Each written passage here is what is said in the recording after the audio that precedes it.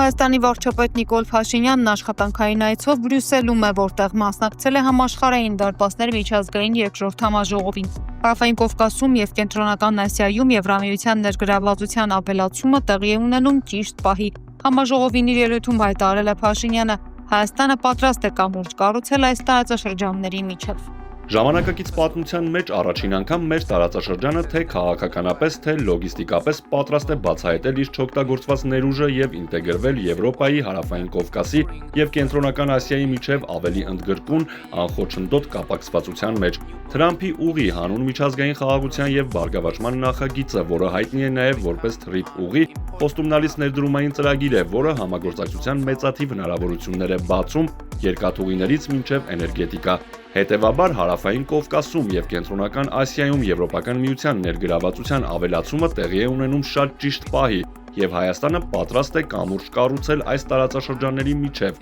խթանելով ոչ միայն ենթակառուցվածքային կապերը, այլև թվային, էներգետիկ եւ կարգավորող դաշտի փոխգործունակությունը եւ կառուցակարգային համապատասխանեցումը Եվրամիության հետ։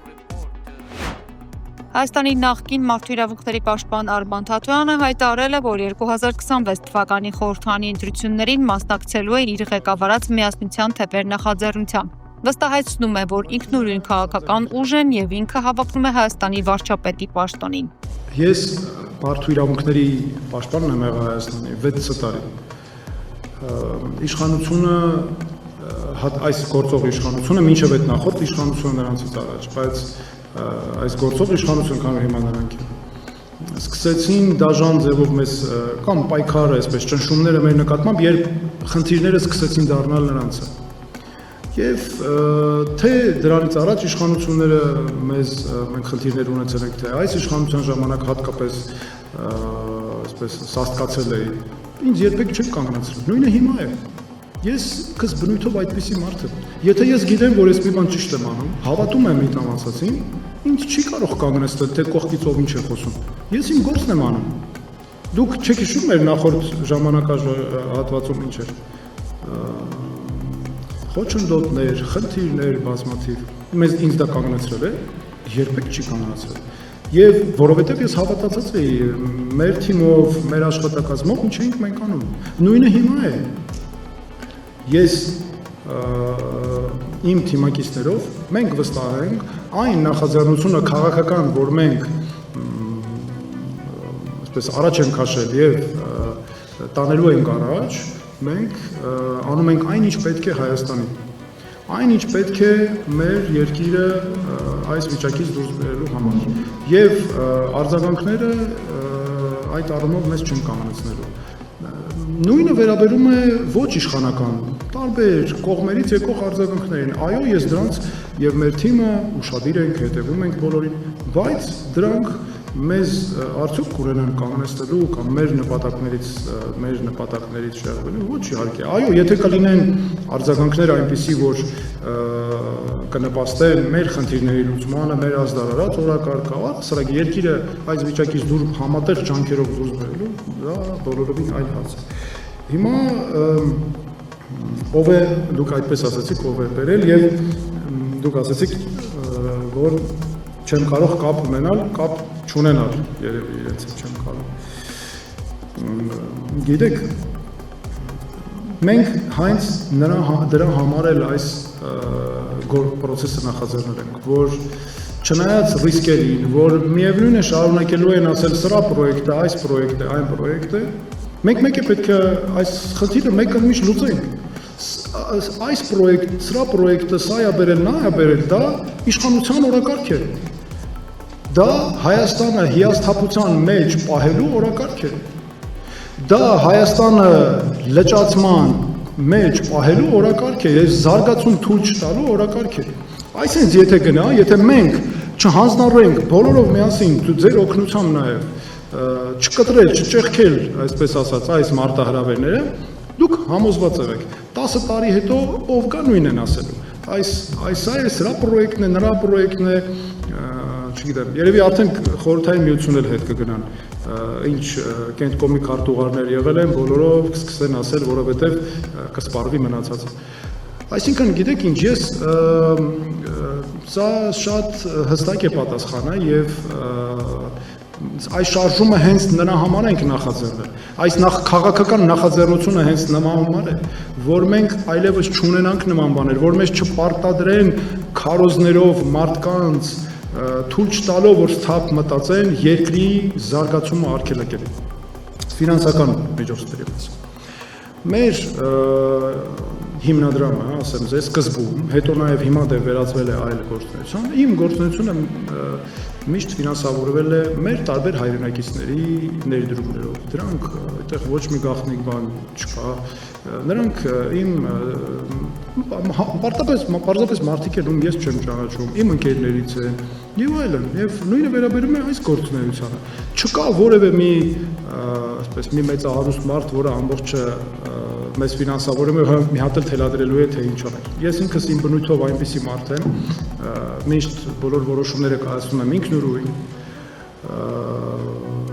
խորհրդակցելով բնականաբար մեր թիմի անդամների հետ, իմ գործընկերների հետ, եւ երբեք ինքս չէի կարող հանդուրժել, որ հանկարծ նման այսպես տեղի ուներ այնպիսի բան, որ ինչ-որ քողարկված այստեղ գործընթացների ամեն ինչ բաց, թափանցիկ, ես պատրաստ եմ բոլորի հետ քննարկել այս հարցը։ Պատիվ ունեմ խմբակցության падգամավոր Տիգրան Աբրահամյանը գրել է Արսեն Ղուկասյանը, ով 44-օրյա պատերազմին կրկնակիր հարված էր ստացել, եղբայրը զոհվեց, եղբորորդին անհետ կորած է, ոչ միայն կալանավորվել է, այլև նրա նկատմամբ ճնշումները շարունակվում են բանտում։ Այս ճնշումն առաջին հերթին արտահայտվում է նրանով, որ նրան անազատության մեջ պահում են բազմաթիվ հիվանդությունների պայմաններում, ինչը ըստ էության կարելի է դիտարկել որպես խոշտանգում։ Երկրորդ, նրան այցելելու հնարավորությունը խիստ սահմանափակ է եւ օրինակ падգամավորները տեսակցելու ու նրա հետ կապված խնդիրներին ծանոթանալու հնարավորություն չունեն։ 5 տարի մարդկանց ֆրցրել են, իրենց հարազատների հետ կապված որևէ տեղեկություն չեն տվել։ Քննիչ հանձնաժողովի զեկույցն այդպես էլ չեն հանրայնացրել։ Քննչականը դեռ աշխատում է, իսկ մարդկանց պարզապես խելագարության են հասցրել։ Ու քննիչների, դատախազների, դատավորների, քաղաքական պատասխանատուների բանտում հայտնվելու փոխարեն այդտեղ են հայտնվում արդարություն փնտրող քաղաքացիները, ամփոփել է Աբրահամյանը։ Ազգային ժողովի Հայաստան խմբակցության падգամավոր Գեգամ Մանուկյանը ծանոթացել է 44-օրյա պատերազմի հանգամանքներն ուսումնասիրման նպատակով ստեղծված քննիչ հանձնաժողովի զեկույցին ու մի քանի դիտարկում արել։ Թեև հանձնաժողովի նախագահն արդեն հրապարակային իր հայեցողությամբ բացահայտում է իշխանությունների քիմքին հաճող զեկույցի որոշ դրվագներ, ձեռնպահ կմնամ նույնն անել, քանի որ նաև օրենքով սահմանված կարգով արգելք կա նման գործողությունների հարցում։ Բայց առաջին իսկ ծանոթացումից հետո կուզեմ արձանագրել. իրավացի էր ընդդիմությունը, որ բոյկոտեց այդ հանձնաժողովի աշխատանքները, մեր բոլոր հիմնավորումներով եւ փաստարկներով, քանի որ մաս չդարձանք իշխանական շոուին, որի անփառունակ տապալման վկայությունն են օրենքի պահանջների խախտմամբ հանձնաժողովի ժամկետների ակնհայտ խախտումները եւ ազգային ժողովի լիագումար նիստ չբերելը։ Տարօրինակ ու խոսուն է, որ արդեն ամբողջացած զեկույցի տակ չտեսա քննիչ հանձնաժողովի անգամ մի շարք ԿՊԱ-ական падգամավորների ստորագրությունները։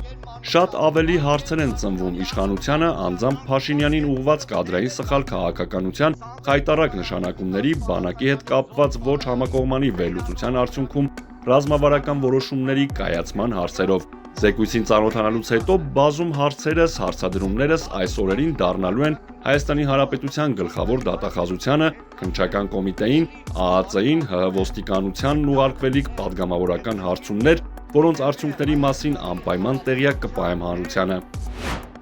Արցախցիների իրավունքների պաշտպանության խորհրդի անդամ Անաստաս Իսրայելյանը կոչ է արել ներկայաշխանություններին չնվաստացնել արցախահայերին, եթե չեն կարողացել այդ հարցը լուծել, ապա չպետք է խոսեն Արցախի մասին։ Իսրայելյանը պատասխաններ է ակնկալում իշխանությունից։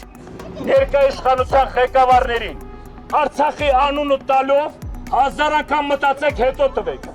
Այս մարդիկ ցավ են ապրում, այս մարդիկ հույսը հավատով են ապրում, որ գնալու են հետ վերադարձ Արցախ։ Ամեն անգամ այդ բարերը օգտագործելով Արցախի հարցը փակ է։ Դուք մեզ ավելի մեծ վնաս եք հասցնում, ավելի մեծ եք վիրավորում մեզ։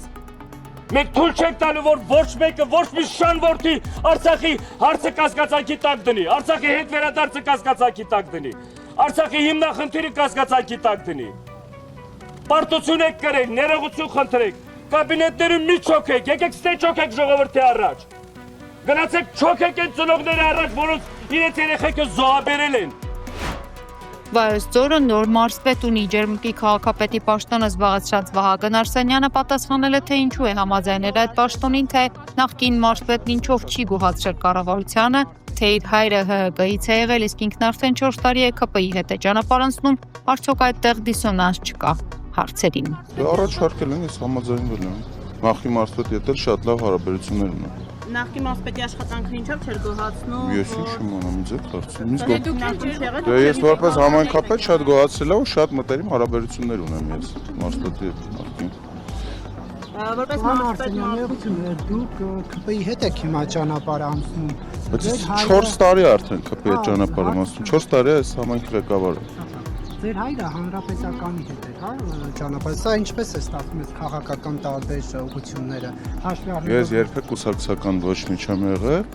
եւ ունեմ ես իմ քաղաքական հայացքները։ որ տարբերվում է ձեր քաղաքական հայացքը։ Հիմա կուսակցական եմ եղել։ Դուք կարծում եք, Իհարկե կիսում եմ։ դուք կարծում եք, որ սահմանազատմամբ հնարավոր կլինի Ջերմուկի օկուպացված տարածքներն ազատագրել։ Կարծում եմ, որ այո։ Պարոն Արսենյան, ձեր հայրը, որ նախկինում ՀՀԿ-ական падգամավոր էր, հիմա ԿՊ-ական, դուք այդտեղ դիսոնանս չեք տեսնում, ոնց է որ ձեր հայրն էլ է կիսում Նիկոլ Փաշինյանի Իհարկե։ Ինչու՞։ Ինչ իմանամ ինչու, ինչ նշանակում ինչու։ Նախկինում Նախկինում երբ ինչ չէր կիսում։ չէր։ Սերժ Սարգսյանի ժամանակ ինչ չէր կիսում Նիկոլ Դա Փաշինյանը։ այնց հարցեր եք տալ, դրա համար ես բան եմ անում, էլի, խնդրում եմ ձեզ։ Ամեն 5 շաբթի հանդիպելու ենք նույն տեղում։ Հենց արեք, որ ես էլ հավեսով բան անեմ, էլի։ Հայտնված ադրբեջանցիների հարցը ոնց է լուծվելու։ Դուք տեղյակ եք, նրանք հեռանալու են, մեր դիրքերից չեն հեռանալու։ Կարծում եմ, այո։ Կարծում եք հեռանալու։ Այո։ Ինչ ճանապարհով, ինչպես է։ Խաղաղության պայմանագրի ճանապարհով։ Հույս կա դրանով, ոնց են։ Բաբոր չգնան։ Բաբոր չգնան։ Այդ սոված ադրբեջանցիները։